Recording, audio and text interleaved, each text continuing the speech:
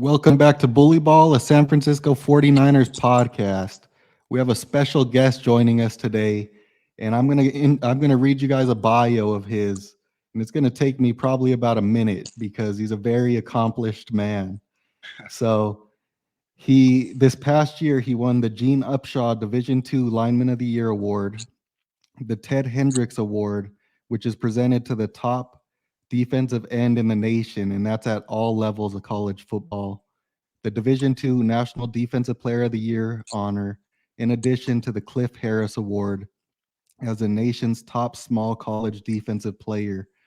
And he's also sitting in the NCAA's record books for all time single season sacks with 25 and a half this past season. So, he's got all that behind him himself, and he's a back to back national champion. So we'd like to welcome Caleb Murphy to the show. How you doing today, sir?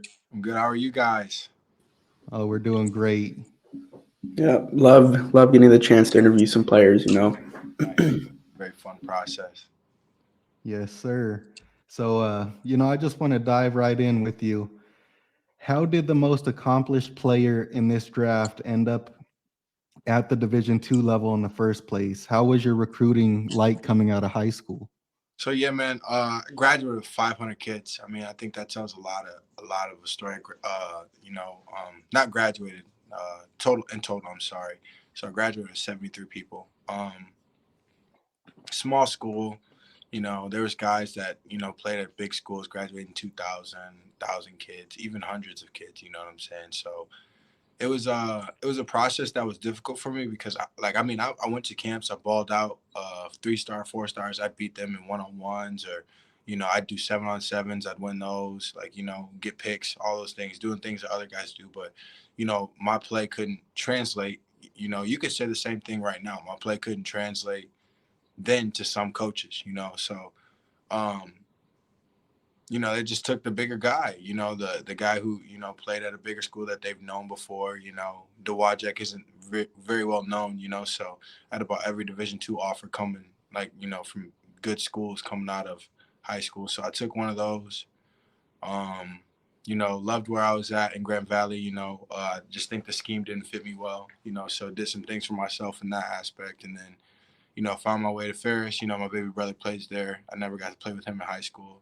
So, it was a great opportunity. And, who would have thought we won 2 back-to-back national championships together? So, can't really, be upset about any of that. I like the process that's brought me, feel like I'm living an underdog story, and I love it, so I've been doing it since I was a kid. So, it's really nice to, continue to do that.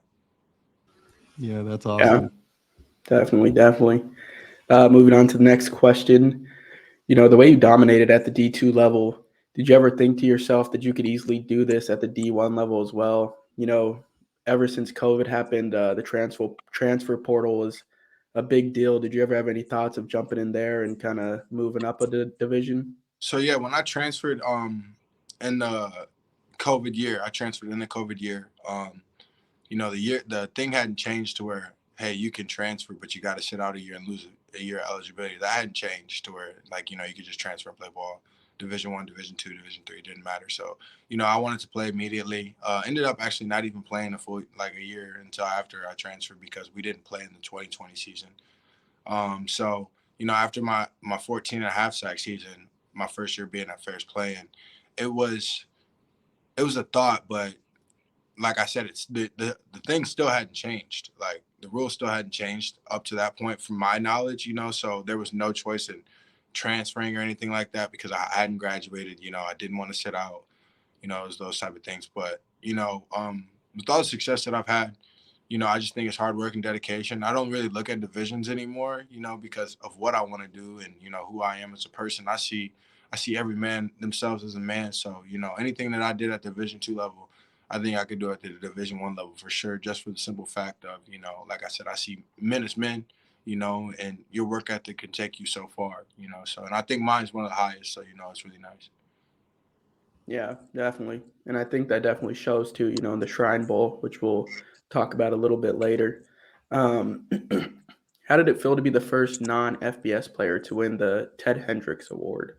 So yeah, man, it was I was in the mall, walking around, got a call, and they called me and told me I won. I had already had a call from them back in December, so the beginning of January they called me and they told me I won, and it was really nice to hear because not a lot of D2 guys even think that they're up for that award. I seen it and I laughed it off as a joke, just for the simple fact of I didn't expect it. I just thought they put my name up there because they had to with the sacks and stuff like that, But they ended up calling me, giving me the award. So it just showed me, hey, you can do anything you want as long as you put the work in, those type of things. And you can get to where you want to, and you'll be found. Good talent is found, So it took a long time for my talent to be found besides from the coaches that have blessed me with the opportunities to play.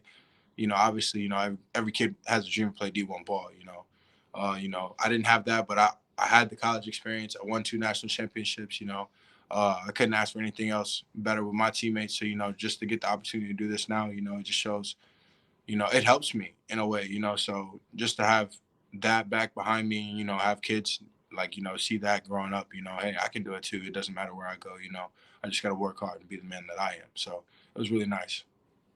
Yeah, and just for those people that don't know, the Ted Hendricks Award, the person who won it last year was second overall pick Aiden Hutchinson for the Lions. So, it's a huge award, really respected and honored. And, there are some great, great players that have won this award. So it's awesome. Awesome to see you win it. Oh, yeah. Thank you. Appreciate it. Definitely. I think it's it's something that a lot of players, like you said, can look at because if you have the talent, you can get seen. It doesn't matter where you go. And you're a great example of that, getting recognized as the best DN in college football at the D2 level. You know what I mean? You're beating D1 guys. So, like you said, I think it goes a long way for, these younger kids coming up in the ranks, smaller high schools, smaller colleges, that if you work your ass off, you can get seen. You just got to put in that time and dedication to it. Right. So it's really inspiring. It's cool to see. Right. Thank you. I appreciate that. Yes, sir. So how does it feel to be mentioned with the names of the greatest college football defensive linemen going forward, given that you now hold the college football single season sack record with the 25 and a half? Yeah, man. Hopefully that sticks for a while. I hope somebody doesn't pull out 26 anytime soon. But that's I hope it gets broken, man. I really do. Just for the simple fact of I want somebody to feel what I felt when I broke that record, man. It was an amazing feeling. I was on top of the world. I worked so hard. My goal was before the year started was to break the, D2 record of 20, so to get 25 and a half is really, truly amazing. But yeah, man, hold my name up there. I just hope that I can live up to, what they lived up to in their lives and their careers too. So, just trying to be better than all of that. I broke a record. Why can't I break more? Obviously it's going to take time and, I got to learn a little bit more stuff because, I have to develop more of a player.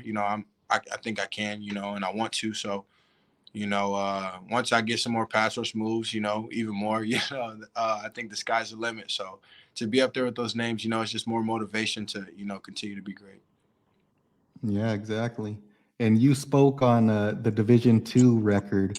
So I wanted to go look it up just to see, because like you said, some people will be like, hey, he did it at this level, so it don't whatever. But the person whose record you broke at the Division II level is Matt Judon. Right. And, if anybody really knows the NFL, they know this dude's a beast. And he also came from the school that you originally went to, Grand Valley State. He was a 5th round pick 146, and he's been in the NFL 7 seasons now, and he has 62.5 sacks in the NFL. So, is that kind of a player that you kind of look up to or aspire to be like, since he kind of walked your path? Yeah, I actually do. I look up to him for the simple fact of, he did walk my path and, he never complained about it. He never looked down on it. He enjoyed his moments there, and he got the job done, and look at him now. He's making millions of dollars, playing good football. I think he was like third in sacks this year, third or fourth. I'm not sure, but I know he had a great year this year. So, just trying to make sure that, it just shows me, that my game can translate, just like anybody else's. It also shows me that, there's not too much different from us D2 guys and D1 guys. I think at the D2 level, people know everything's not, just there for you. You got to work hard to keep that little bit of money that the school can give you. Thank God I didn't pay for school. The coaches gave me enough money where my school was paid for. It just it shows us, you work hard, you get to where you need to, so I think the grittiness that he has really affects who I am as a person. Watching him play ball, succeed makes me want to succeed more. Yes, sir. Definitely. How would you describe your play style? Would you say you're more of like a bull rusher, speed rusher, finesse guy, or just kind of a good mix of all of that? Or what would you say your play style is like? So I think I'm a good mix of all of that, but I do like setting up speed to bulls, and then getting underneath the tackle or, swiping a little bit. I like a jump through kind of. It's a jump through, so, working on that. But, yeah, I would say a little bit of all of that just for the simple fact of, I can find multiple ways to get to a quarterback, and it works. So, I continue to do it. The speed to bull is probably my favorite though, because you get the tackle on their heels, and it's about over with for them. So it's pretty good. Yeah, definitely.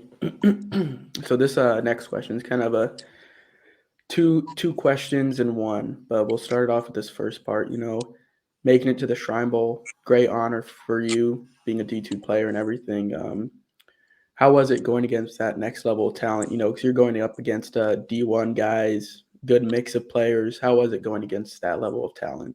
Yeah, man, I was winning. I had a great time at the Shrine Bowl because, I got to show my talent and show that it wasn't a fluke thing. It was something that I continuously can do over and over again. So, it was really nice to showcase my talent before the draft, to show some GMs, some coaches, whoever was there, that they can take a shot on me for the simple fact of my game does translate, and that it wasn't anything that was just like a D2 thing. Yeah, I dominated the D2 level, but I would want to dominate the D1 level wherever I played. I would want to dominate. So just to show them that, that's the same attitude and the same grittiness and motor I come in with was really nice. Thought I had a great week. I got to show that I was more versatile. I can cover. I can, defend the run, play the pass. So it was really nice. Yeah, love it. I actually have a clip here as well to pull up. 1 second. And you did have you had a sack in the Shrine Bowl as well, correct? Right. Here's one of your reps at the Shrine Bowl. That's against a Oregon tackle, I believe. Yeah. Really good Oregon tackle. And I think that's kind of the jump through move you were talking about, right? Yeah. So yeah, I can do it inside or outside.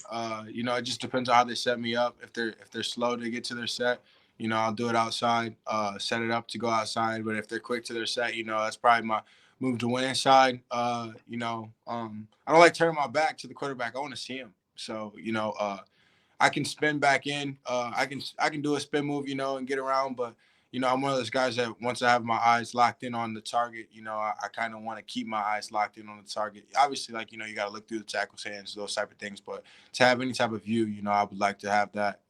So, spinning isn't like something that I want to do, but I can do, I'm not going to say I can't do it because I've got an effective spin move, but I haven't had to use it too much yet. So, or had the chance. I got slid to most of the season this year after my 5-sack game in week 2. So, I mean, spin moves weren't really there for me. You had the guard chipping and stuff like that. But that's probably the go-to right now because, I am used to, getting slid to for the most part.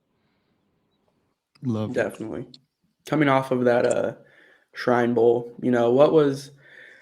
what did you learn about your game? What was one area where you could say, damn, like I really am good at this part of my game no matter what? No matter the level of competition, I can do this. It's my bread and butter. I would say probably getting to the quarterback, man. I mean, It's a cliche answer, but it's honest. I got there, and I was like, okay, these guys might be better in their sets, those type of things, which they were. I'm not saying they weren't, but to be able to win with power, win with finesse, those type of things, it was really nice because it just put me in a good set with confidence. I guess my confidence was already through the roof getting there, but obviously like exploded through the roof, leaving just for the simple fact of, like I said, I like bull rushing. So, seeing if I was as strong as those boys, I got some strong legs. So, being able to put that out there and show like, everything that I do in games, I'm doing here, at the practice week, and then, in the game, it was really nice. Just, it was a great experience for me to, see my play there. So it was really nice. Love it. Definitely. What's one area where you thought, or maybe some coaches or GMs kind of told you where you could improve a little bit? What's one area that you thought you could improve? Yeah, I guess I would say the run fits a little bit. Just staying low when I'm in my run fits. Keeping my like not moving at all. Trying to move them back actually. A little further. So working on that. But I think that's a everyday thing that everybody can work on. So it's a good answer to work on. And I could use more pass rush moves, which I want to do. So, really haven't had the opportunity to in a while because I got slid to, like I said. So, you got to keep it simple sometimes. And it worked for me. So, showing that I have more pass rush moves would be huge for me. Definitely. If you come to the squad, if the Niners pick you up, you got the best to learn from Nick Bosa, Defensive Player of the Year. You could definitely give you some tips. That's for sure. Yeah, he's a freak, man. It'd be nice. Yeah. So at the Shrine Bowl, did you get a chance to talk to any like coaches or scouts, GMs, anything like that? And if you did, what was the mention of like where they wanted you to play? Was it like a 3-4 outside linebacker, or maybe a 4-3 D end? And also, what do you prefer to play as well? So, I like my hand up, so I'll have to say like a 3-4 linebacker for myself personally. But I can do both. I have no problem with putting my hand in the dirt, whatever. But for the most part, a lot of teams were asking me to be, a 3-4 linebacker, those type of things. But yeah, I talked to a bunch of scouts that week. I think I talked to almost every team, going through that were there. I think every team was there. So yeah, I think I talked to just about every team.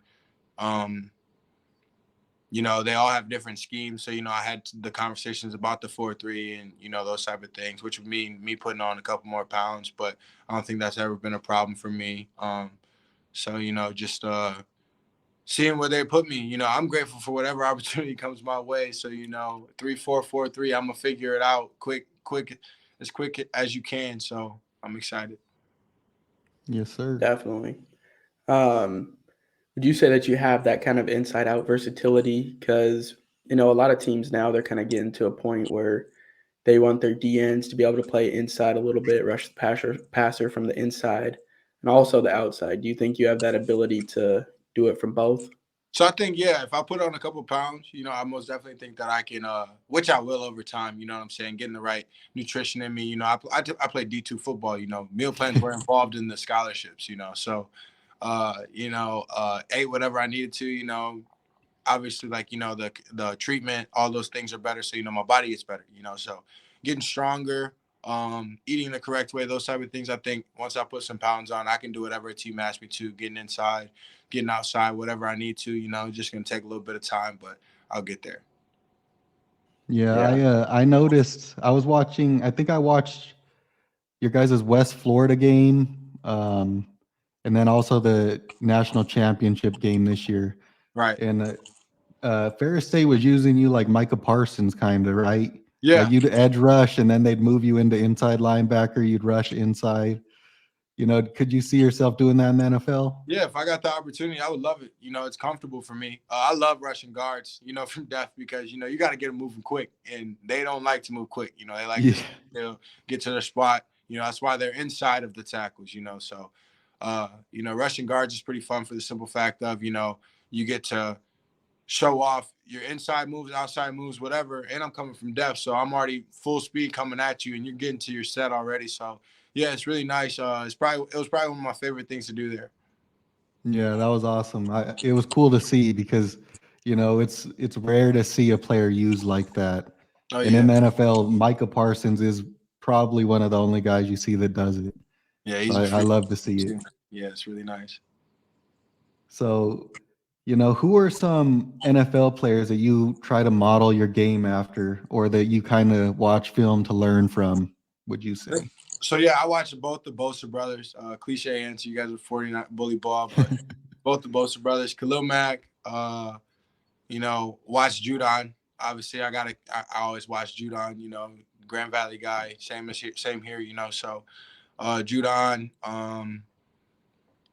I would say TJ Watt. I love his motor, man. You watch his reps. He'll get slid to by like 3 people, bro, and he'll still keep going, keep pushing. So it's really nice to be able to be in that situation to where I'm watching those guys. His motor's really sweet. Yeah, TJ Watt's insane. That dude, that motor's insane. Oh I yeah. agree. Which NFL quarterback do you look forward to sacking the most? Man, I wear 12 because of Tom Brady, so it's really sad that he retired. He's my favorite player of all time. He's a winner, man. So it would have been him, but I guess now I would have to say, oh man, Lamar Jackson. Okay. That's gonna be a difficult one because he moves around, those type of things, and he's one of those guys that you got when you get him, you got to get him down, and don't stop your feet because it's gonna be a problem, but.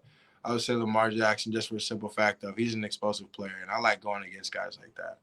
Yeah, I could see that. That I don't play, and it's frustrating, when when you watch a team play Lamar Jackson, when they're trying to get him.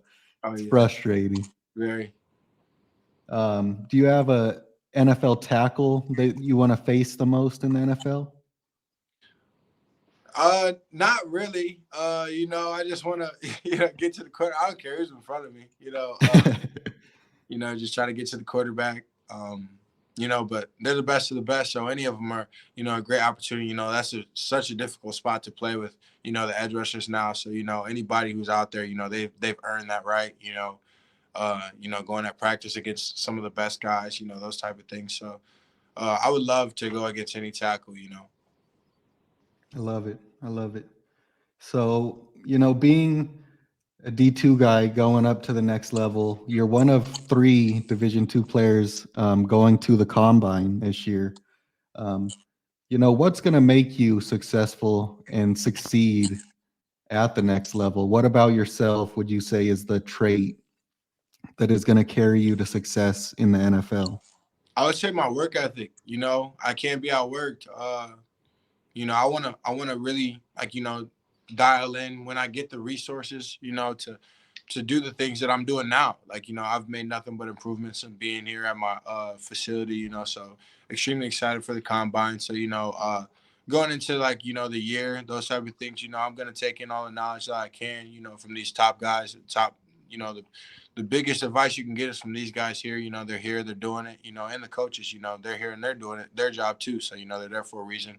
So, I think once my work ethic is what my answer, but, once I get there, I can get more and more, more comfortable with the playbook, those type of things. And whatever I need to do for the team, it'll be really nice. I love it. I love it.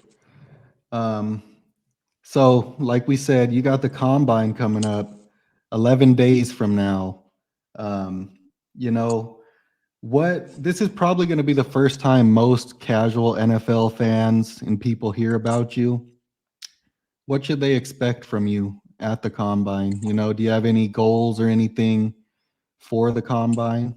Yeah, man, just go out there, come see me hustling, working hard, man. You know, um, they're gonna see an athlete, somebody who's athletic, can move around fast, move around well. Um, and they'll see that I'm just as big as the other guys. I've been putting in a lot of work here, so I'm excited just to show what Exos, shows what they can do every year at their facilities, so I'm very excited to, put on for Exos and show that I've made a ton of improvement. Awesome. Yeah. That's the last question I have for you, but man, it's great to have you on. We see what you're doing. Um, what would you say your favorite thing about your college career was? Was it, winning the Ted Hendricks Award, winning a championship? What would you say was the best part? Easy question. I would easily say, the back-to-back national championships. People are fortunate and lucky enough to get there once, but to go there twice and win it both times, really nice. And to do it with my brother was probably the most, prestigious thing that you could probably think of with anybody. You look for those moments in your life. So it was really nice to have those moments with him at that time because I'm doing things to get myself to the next level. And hopefully, if that's his dream, over time comes, he gets the opportunity to, but to do it, and say that I got to do that with my brother and we get to share those moments for the rest of our lives together is really nice. Yeah, that's awesome. And like we said, you're an inspiration to all these kids. Most kids come up and it's like Division I or nothing is what most people say, and then you see people like you doing this from the Division II level. It's inspiring to these kids coming up now that may not get those Division I offers. So, shout out to you. And we love having guys like you on the channel, the underrated guys that, they just need to get that chance and they're going to run with it. Last year we had on a guy, Jason Poe. He actually played at Lenore Rhine, the school that you had 5 sacks against. Yeah. And then he ended up transferring to where was it, Mercer, as a grad transfer for 1 year. And he's a 6-foot guard. And he ended up making the 49ers practice squad. He was like the last man to not make the 53-man roster, but he won a Scout Player of the Year for the 49ers this past year. That's so, awesome. You just need a chance. And if you take it, run with it, and you can do great things. Yeah, for sure. Yes, sir. So we appreciate having you on. You got fans in us forever. And, hopefully we can stay in touch. And, man, good luck at the combine. And we can't wait to hear your name called in the draft. Yeah, for sure. Thank you for having me. I appreciate you guys. Thank you, sir. All right, boss. You have a good one. You as well. Send it back.